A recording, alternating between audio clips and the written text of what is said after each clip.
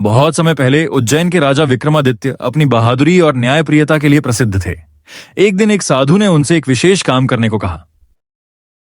राजन, उस पुराने बरगद के पेड़ पर एक बेताल रहता है, उसे पकड़कर मेरे पास ले आइए। ठीक है, मैं अभी जाता हूं। घने जंगल में एक विशाल बरगद के पेड़ पर बेताल उल्टा लटका हुआ था। बेताल, अब तुम मेरे साथ चलोगे। राजा विक्रम, मुझे ले जाना इतना आसान नहीं है। विक्रम ने बेताल को अपने कंधे पर उठाया और चल पड़े। घना जंगल था, चारों तरफ अंधेरा फैला हुआ था। राजा विक्रमादित्य अपने कंधे पर बेताल को लेकर साधु की ओर जा रहे थे। राजा विक्रम, रास्ता लंबा है। मैं तुम्हें एक कहानी सुनाता हूं, लेकिन याद रखना, अगर तुमने जवाब दिया तो मैं फिर से पेड़ पर लौट जाऊंगा। ठीक है बेताल, कहानी सुनाओ। बहुत समय पहले एक राज्य में एक सुंदर राजकुमारी रहती थी। एक दिन एक राक्षस उसे उठाकर जंगल में ले गया। राजा और रानी बहुत दुखी हुए। उन्होंने घोषणा की कि जो भी राजकुमारी को वापस लाएगा, उसका विवाह राजकुमारी से कर दिया जाएगा। यह सुनकर 3 राजकुमार आगे आए। पहला राजकुमार बहुत बुद्धिमान था। दूसरा राजकुमार जादुई रथ का मालिक था। तीसरा राजकुमार बहुत बहादुर योद्धा था।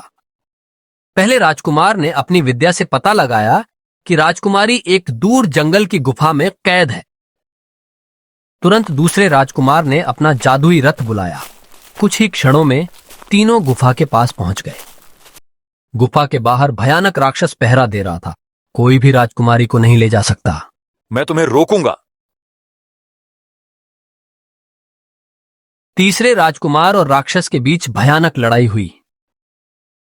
आखिरकार तीसरे राजकुमार ने राक्षस को हरा दिया और राजकुमारी को मुक्त करा लिया। धन्यवाद वीर राजकुमार। अब बताओ राजा विक्रम, राजकुमारी से विवाह करने का अधिकार किसे मिलना चाहिए? पहले राजकुमार ने उसका पता लगाया, दूसरे ने वहां पहुंचाया, तीसरे ने राक्षस को हराकर उसकी जान बचाई। इन तीनों में सबसे बड़ा हकदार कौन है? राजकुमारी से विवाह करने का अधिकार तीसरे राजकुमार को मिलना चाहिए। वह क्यों? क्योंकि पहले और दूसरे राजकुमार ने केवल सहायता की, लेकिन तीसरे राजकुमार ने अपने प्राणों की परवाह किए बिना राक्षस से युद्ध किया और राजकुमारी को बचाया। इसलिए सबसे बड़ा अधिकार उसी का है। राजा विक्रम, तुमने फिर सही उत्तर दे दिया। अब मैं वापस पेड़ पर जा रहा हूं। इतना कहकर बेताल उड़कर फिर उसी बरगद के पेड़ पर जा बैठा। चाहे कितनी बार जाना पड़े, मैं तुम्हें वापस लेकर आऊंगा। और राजा विक्रम एक बार फिर बेताल को पकड़ने के लिए जंगल की ओर बढ़ गए। राजा फिर पेड़ तक पहुंचे। तुम सचमुच बहुत जिद्दी हो राजा।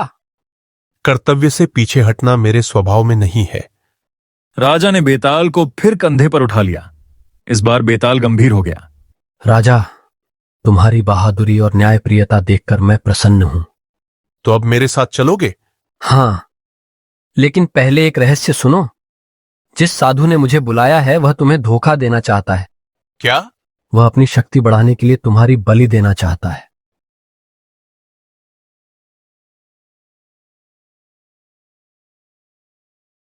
राजा बेताल को लेकर साधु के पास पहुंचे। बहुत अच्छा राजा, अब मेरे सामने झुको। राजा को बेताल की बात याद थी। पहले आप करके दिखाइए कि कैसे झुकना है। साधु जैसे ही झुका, राजा ने अपनी तलवार निकाल ली, लेकिन राजा ने उसकी चाल समझ ली थी और उसे रोक दिया। धन्यवाद मित्र। आज तुमने अपनी बुद्धि से स्वयं को बचा लिया। साहस तभी सफल होता है जब उसके साथ बुद्धि भी हो। बिल्कुल सही कहा।